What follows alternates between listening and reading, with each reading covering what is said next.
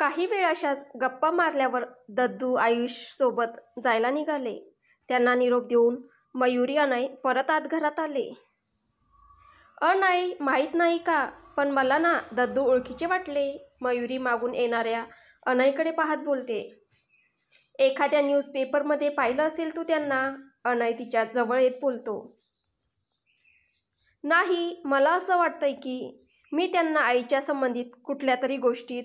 मयुरी काहीसा विचार करत बोलते. अर्थात अनयला सध्या तरी हे नको होतं. मयुरी, तू कितीही कारण दिलीस तरी तुझी शिक्षापासून सुटका नाही हे. अनय तिच्या अगदीच जवळ जात बोलतो. मी म्हणजे त्याला इतकं जवळ पाहून मयुरीला काय बोलावं ते समजत नाही. इतकं हायपर व्हायची गरज नाहीये. मी काय तुला खाऊन नाही घेणार. बस तुला मी विचारलेल्या सगळ्या प्रश्नांची उत्तरे द्यावी लागतील. अनय तिच्या कमरेत हात घालून तिला जवळ ओढत बोलतो. त्याचं इतकं बेधडकपणे तिला जवळ घेणं पाहून मयुरीच्या अंगावर काटा येतो.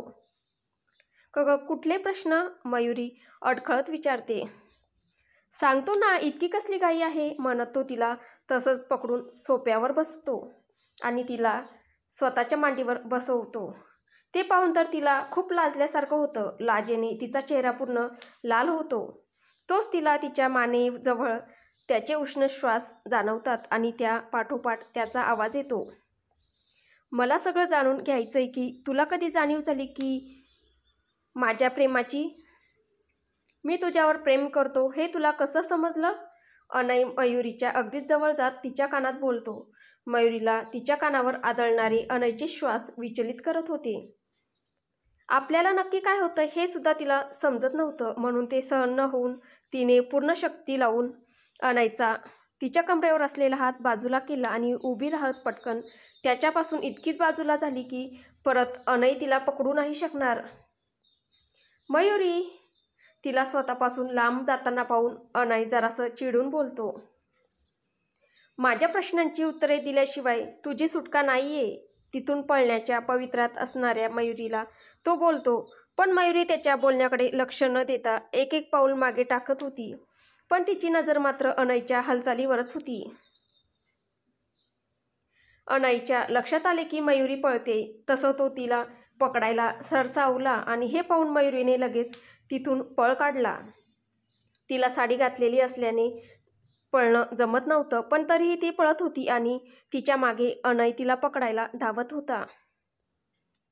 सगळ्या घरभर फक्त यांच्या पळापळीचा खेळ चालू होता. पळता पळता मयुरी भावनाच्या रूममध्ये आली. त्या रूममध्ये बेड हा 2 भिंतीच्या मध्ये एका कोपऱ्यात होता. त्यामुळे मयुरीला पळायला तिथे जागाच नव्हती. आता कुठे पळशील? अनय दोन्ही गुडघ्यांवर हात ठेवत जोरजोरात श्वास घेत बोलतो. तशीच काहीशी अवस्था मयुरीचीही असती. खूप जास्त पळापळ केल्याने तिलाही दम लागला होता. Time please. मयुरी लहान मुलांसारखी हाताची मूठ आवळून तळ हाताची मागची बाजू दरवाजात उभ्या अनयला दाखवत बोलते. काय? अनय न कळून बोलतो. अरे टाईम प्लीज. खेळताना थकल्यावर नाही का बोलतात, म्हणजे आपल्याला मग थोड्या वेळासाठी ब्रेक मिळतो. मयुरी त्याला समजावत जोरजोराने श्वास घेत बोलते. तिच्या आवाजावरून समजत होतं की तिला पळल्याने किती धाप लागलीये. सॉरी. अनय एक एक पाऊल तिच्या जवळ जात बोलतो. काय? सॉरी, पण आज तू मला इतकं छळलंय ना की मी तुला टाईम नाही देऊ शकत रेस्टसाठी. अनय हळूहळू तिच्या अजून जवळ जात बोलतो. त्याच्या चेहऱ्यावरचं खट्याळ हसू तिला चिडवत होतं. ही चिटिंग आहे अनय. तू असं नाही करू शकत. ती मागे मागे जात बोलते. मागे जाता जाता ती न कळून तिच्या मागे असलेल्या लाकडी कपाटावर जोरात आदळते. तिच्यापासून अगदीच थोड्या अंतरावर उभं असलेल्या अनयचं लक्ष तिच्याकडेच असतं. ती कपाटावर आदळल्यावर त्याचं लक्ष वर जातं तर त्या कपाटावर असलेली एक लाकडी पेटी तिच्या डोक्यात पडणार असते. मयुरी, बाजूला हो. अनय तिच्याकडे धाव घेत पटकन बोलतो. तसं मयुरी वर पाहत पटकन दुसऱ्या बाजूला होते, ज्यामुळे ती लाकडी पेटी मयुरीच्या डोक्यावर न आदळता तिच्या खांद्याला जोरात लागत खाली जमिनीवर पडते. ज्यामुळे ती पेटी उघडून तिच्या आत असलेले कागदपत्रे, काही फोटो आणि इतर सामान सगळ्या रूममध्ये पसरतं. पेटी लागल्याने मयुरी कळवळून बोलते. तोपर्यंत अनयही तिच्याजवळ येतो. मयुरी, तू ठीक आहेस ना? खूप जोरात तर नाही ना लागली ती पेटी? अनय तिच्याजवळ जात तिचा हात हातात घेऊन बोलतो. मी ठीक आहे अनय, बस थोडासा धक्का बसला त्या पेटीचा, पण आता हा सगळा पसरा आवरायला लागेल आपल्याला. मयुरी रूमवर नजर फिरवत बोलते. तिला स्वतःला लागलं यापेक्षा ती रूम आवरायला लागेल याचंच टेन्शन आलं होतं. इट्स ओके, तू बस इथे, मी आवरतो हे सगळं. अनय तिच्या चेहऱ्यावर दिसणारं टेन्शन पाहून बोलतो. नाही नको अनय, मी आवडते हे सगळं. माहीत नाही का, पण या पेटीला मला सुद्धा आईने कधी हात नव्हता लावू दिला. त्यामुळे आज मला पण पाहायचंय या पेटीत नक्की काय आहे. मयुरी थोडंसं उत्साहाने बोलते. मयुरी पण अनय काहीतरी बोलायचा प्रयत्न करतो, पण तोपर्यंत तर मयुरी ते सगळं सामान गोळा करायला सुरुवातही करते. त्यामुळे तोही तिला मदत करायला लागतो. अगोदर ते दोघे तिथं पसरलेली सगळी कागदपत्रे गोळा करून बेडवर एका ठिकाणी ठेवतात. मग तिथे पडलेलं इतर सामान मयुरी गोळा करायला सुरुवात करते. तर तिथे पडलेले सगळे फोटो गोळा करतो अनय. ते करत असताना तो प्रत्येक फोटो पाहून घेत होता. त्याला असं वाटत होतं की असा कुठलाही फोटो मयुरीच्या नजरेत नको यायला, ज्याचा तिला शॉक बसेल किंवा तिचा काही गैरसमज होईल. त्या फोटोमध्ये बरेचसे मयुरीचे एकटीचे लहानपणीचे फोटो होते. काही भावना आणि मयुरीचे होते. त्यात अजून काही फोटोज होते जे अनयच्या फॅमिलीशी रिलेटेड होते. ते अनयने मयुरीचं लक्ष नाहीये हे पाहून पटकन बेडच्या गादीखाली लपवले आणि बाकीचे फोटो बेडवर ठेवले. हुश झालं एकदाचं. मयुरी बेडवर एक नजर पाहत आनंदाने बोलते. आता अनय तिच्या आनंदी चेहऱ्याकडे पाहत हाताची घडी घालून बोलतो. आता काय एक एक करत सगळं पाहणार आहे मी. मलाही माहिती करून घ्यायचं आहे की यात असं काय होतं जे आईने मला कधीच या पेटीला हात नाही लावू दिला. अनय, तू ना हे डॉक्युमेंट्स चेक कर, कारण ते खूप बोरिंग काम आहे. तोपर्यंत मी या वस्तू पाहते. मयुरी तिने गोळा केलेल्या वस्तूंकडे पाहत बोलते. त्यातल्या बऱ्याचशा वस्तू तिच्या ओळखीच्या होत्या. कदाचित भावनाला माहीत होतं तिच्यासोबत काय घडणार आहे, म्हणून तिला मौल्यवान वाटणाऱ्या या सगळ्या वस्तू तिने अशा जपून ठेवण्याचा प्रयत्न केला होता. ठीक आहे. अनय त्या डॉक्युमेंट्स जवळ बसतो तर मयुरी त्या वस्तू हातात घेऊन पाहायला लागते. अनय, हा माझा रबर बँड आहे. पण आईने तो यात कशाला ठेवला असेल? तिने एक पिंक आणि स्काय ब्ल्यू कलर कॉम्बिनेशनचा रबर बँड त्याच्यासमोर धरला. आता ते मला कसं माहीत असणार मयुरी? अरे तसं नाही, मी 5 वर्षांची होते ना तेव्हा एकदा मी हा आईकडे पाहिला होता. मला तो खूप आवडला म्हणून मी तिला मागितला, तर ती मला रागावून नाही म्हणाली होती आणि ती माझ्यावर रागावली म्हणून मी 2 दिवस जेवणच केलं नव्हतं. आईच्या रागावण्याचा आणि तुझ्या जेवण न करण्याचा काय संबंध? मयुरी काय बोलणारच की अनय मध्येच बोलतो. मला नाही आवडत माझी जवळची व्यक्ती माझी चूक नसताना माझ्यावर रागावलेलं. मग मी जोपर्यंत ती व्यक्ती म्हणत नाही की मयुरी तुझी चूक नसताना मी तुझ्यावर उगाच चिडले, मी जेवणच करत नाही, म्हणजे माझ्या मनात ना सारखी ती गोष्ट खात राहते की आपली जवळची व्यक्ती आपल्यावर चिडली. तू सुद्धा माझ्यावर कारण नसताना चिडलास तरीही मी असंच करेल बघ तू. ती त्याला धमकी देत बोलते. मयुरी, तू रबर बँडबद्दल काहीतरी सांगत होती ना? अनय विषय बदलत बोलतो. हो तर 2 दिवसांनी माझ्याजवळ आली आणि मला म्हणाली की ते रबर बँड तिच्या एका खूपच जवळच्या व्यक्तीचं आहे, त्यामुळे ती मला देत नाहीये. मग तरीही तू कसं म्हणू शकतेस की हे रबर बँड तुझं आहे? कारण मला आईने सेम तसंच दिसणारं दुसरं रबर बँड आणून दिलं होतं आणि यात ती दोन्हीही रबर बँड आहेत. मयुरी अजून एक तसंच रबर बँड त्याच्यासमोर धरत बोलते. कदाचित आईने त्या व्यक्तीसारखंच तुझंही रबर बँड जपून ठेवलं असेल. अनय तिला समजावत बोलतो. तू इतर त्यांच्यासाठी खूपच खास होतीस. बरोबर आहे तुझं. मयुरी ते दोन्ही रबर बँड परत त्या लाकडी पेटीत टाकत बोलते. असंच मयुरी प्रत्येक गोष्ट अनईला दाखवत आणि त्यामागचं कारण किंवा घटना सांगत होती. तोच तिच्या हाताला एक छोटी, तिच्या तळहाता एवढी डायरी लागते. त्या डायरीत वरचं कव्हर पूर्ण काळ्या रंगाचं होतं आणि त्यावर सोनेरी रंगाची छोटी छोटी जास्वंदीची फुले होती. मयुरी बस त्या डायरीवरून हात फिरवत तिच्याकडे पाहत होती आणि हलकेच हसतही होती. पण तिच्या डोळ्यात तरळलेलं पाणी अनईच्या नजरेतून सुटलं नाही. तो तिने डायरी हातात घेतलेल्या पासून तिच्याकडे पाहत होता. तिचे हावभाव टिपत होता. मयुरी, ही डायरी? शेवटी न राहून तो बोलतोच तसं ती हसते. ही डायरी म्हणजे माझा वेडेपणा, ती हसतच बोलते. म्हणजे?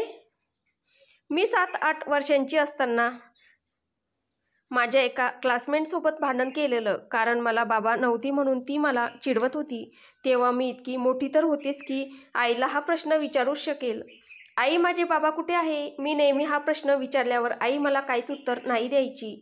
बस इतकंच विचारायची, मयुरी तुला काय हवंय तुझ्या बाबाकडून? त्यावेळी ती माझे बाबा झालेली असायची आणि मी म्हणेल ते करायची. त्यावेळी तिनेच मला ही डायरी दिली होती आणि सांगितलं होतं की मला माझ्या बाबाकडून हव्या असलेल्या सगळ्या अपेक्षा यात लिहाव्या, ज्या ते पूर्ण नाही करू शकत.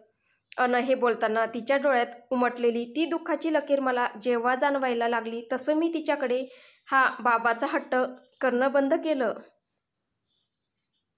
तोपर्यंत मी या डायरीत काहीच नव्हतं लिहिलेलं. तसंही आई माझ्या सगळ्याच इच्छा न सांगता पूर्ण करायची आणि एव्हाना मलाही समजलं होतं की माझे बाबा मला कधीच भेटणार नाहीये. एक दिवस आई माझ्याजवळ आली. मयुरी, पुन्हा एकदा तो प्रसंग आठवायला लागली. मयू बाळ, काय करते? भावना तिच्या खोलीत येत बोलते. तसं 10 वर्षांची मयुरी तिच्याकडे पाहते. अभ्यास करत होते आई. का ग, काही काम होतं का? भावनाने करताच मयुरीने तिच्यासमोर असलेलं तिचं पुस्तक बंद केलं आणि भावनाकडे पाहायला लागली. मयुरीला भावनाच्या हातात तीच काळी जास्वंदीचे फुलं असलेली डायरी दिसली. तू या डायरीत काहीच का नाही लिहिलंस मयुरी? मला त्याची गरजच नाही पडली आई. कधी तू माझ्या सगळ्याच इच्छा पूर्ण करते, मग काय गरज या डायरीची? म्हणून नाही लिहिलं यात मी काही. माझी मयू खरंच खूप समजूतदार आहे, पण तरीही मला वाटतं की तू यात तुझ्या इच्छा लिहाव्यात. पण काय? म्हणजे मला माहीत आहे ना की माझे बाबा मला कधीच भेटणार नाही, मग का लिहू मी काही यात?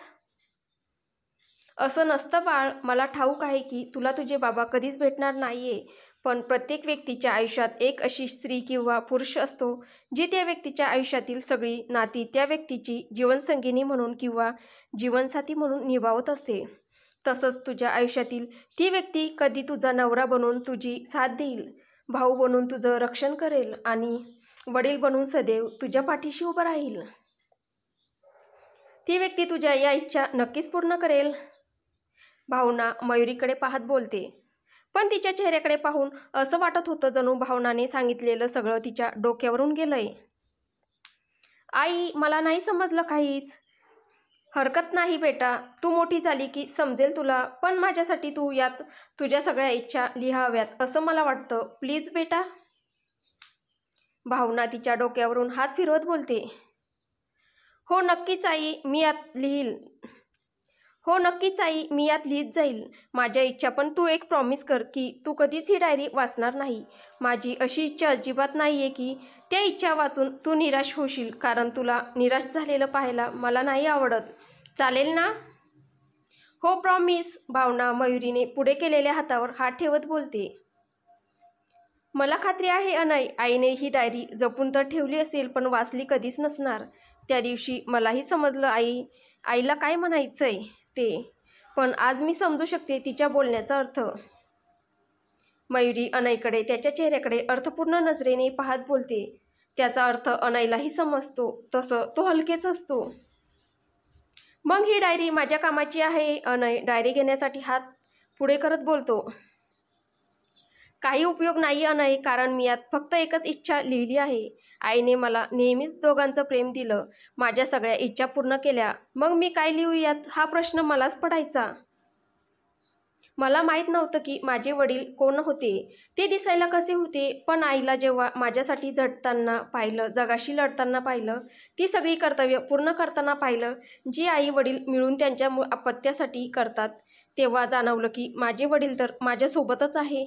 मी माझ्या वडिलांना कधीच पाहिलं नाही, पण जेव्हा आईला माझ्यासाठी हे सगळं करताना पाहायची, तेव्हा मला वाटायचं हेच माझे वडील आहे. आणखी कुणाची मला गरजच नाही आहे. म्हणूनच मी माझ्या नावामागे आईचं नाव लावायला सुरुवात केली. मयुरी अगदी शांततेत बोलते. ती लिहिलेली एक इच्छाही मी पूर्ण करण्यासारखी नाही आहे, अनय तिच्याकडे पाहत बोलतो. तिचा चेहरा एकदम शांत होता, पण भावनाबद्दल बोलताना तिच्या चेहऱ्यावर वेगळंच तेज झळकत होतं. हवं तर तू वाचू शकतो ती इच्छा, मयुरी त्याला ती डायरी देत बोलते. अनयही ती डायरी उघडून पाहतो तर पहिल्याच पानावर एक ओळ लिहिलेली असते, बाकी पूर्ण डायरी कोरी असते. अनय मयुरीने लिहिलेली इच्छा वाचतो. मला माझ्या बाबांना एकदा भेटून त्यांचे आभार मानायचे आहे. ही कसली इच्छा आहे मयुरी? हो, मला त्यांना थँक्स म्हणायचंय. कारण ते असते तर मला अशी आई भेटलीच नसती, जितकी प्रेमळ तितकीच भक्कम, कुठल्याही परिस्थितीत हार न मानता लढणारी आणि या समाजातील चुकीच्या आणि वाईट घटकांपासून सतत माझं रक्षण करणारी. तसं तर खूप काही आहे बोलण्यासारखं, पण आता नाही बोलत, नाहीतर तू बोर होशील. मयुरी काही हसत तिच्याकडे एकटक पाहणाऱ्या अनयला बोलते. तसं अनय ओशाळून इकडे तिकडे पाहायला लागतो. तर पुढे काय होईल हे आपल्याला पुढच्या भागात पाहायला भेटेल. तुम्हाला ही कथा कशी वाटते आहे कमेंटद्वारे नक्की कळवा. आणि कथा आवडत असेल तर व्हिडिओला लाईक करा, शेअर करा. आणि चॅनलवर कोणी नवीन असेल तर चॅनल सबस्क्राईब करा. धन्यवाद.